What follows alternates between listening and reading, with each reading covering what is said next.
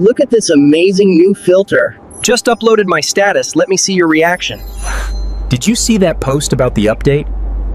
Did you see what she posted? I know, right? Everyone is talking about it. You have to check out this link. We live in a world where everyone shares everything. From what they had for breakfast to high-definition vacation selfies. Social media is flooded with personal moments, and in this digital age, likes and comments have become a primary currency for validation. Because of this, it's easy to assume that if someone doesn't post their photo, they must be hiding something. We label them as shy, insecure, or antisocial.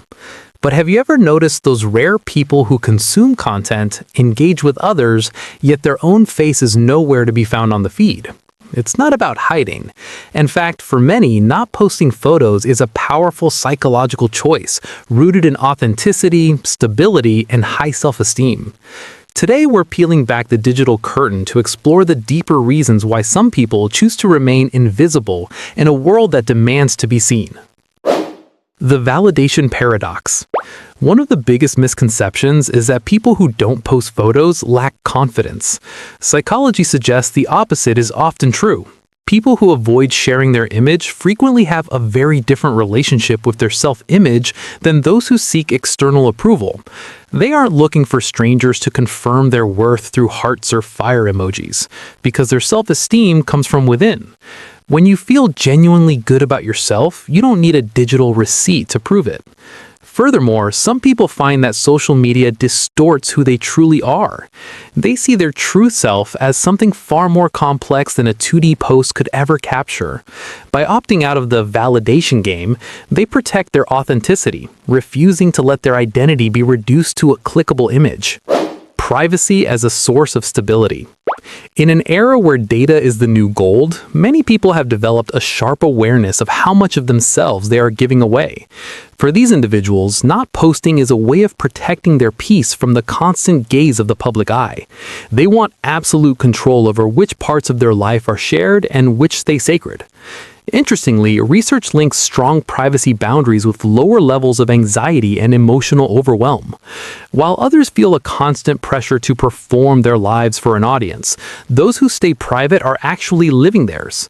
This isn't about fear, it's about autonomy, the psychological need to have a life that doesn't require a witness or proof to be valid.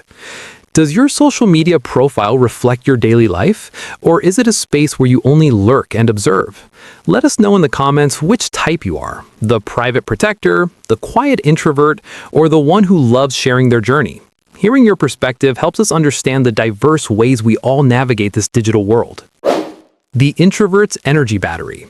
For introverts, social media can be just as draining as a crowded party.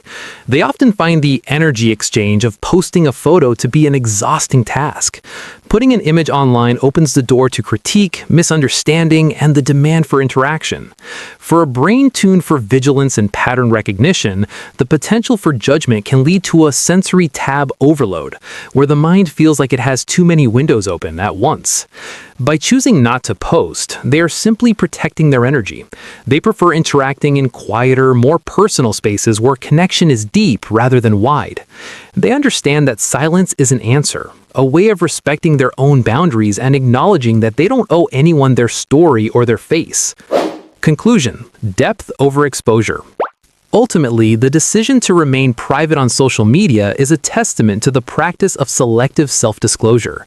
It means you have standards for trust and you don't treat your personal life like free samples handed out to strangers. You are built for depth in a world that often confuses exposure with intimacy. If you're the person who doesn't post, remember, you are not broken and you're not missing out. You are simply refusing to play a version of connection that leaves so many others emotionally empty. Your growth doesn't require a witness, and your peace doesn't require proof. You are allowed to be yourself for yourself. If this exploration of the private mind resonated with you, consider subscribing to Read Minds. We are working toward a goal of 1 million subscribers to continue making psychology accessible, compassionate, and a little less lonely. Take care of your mind, and we'll see you in the next one.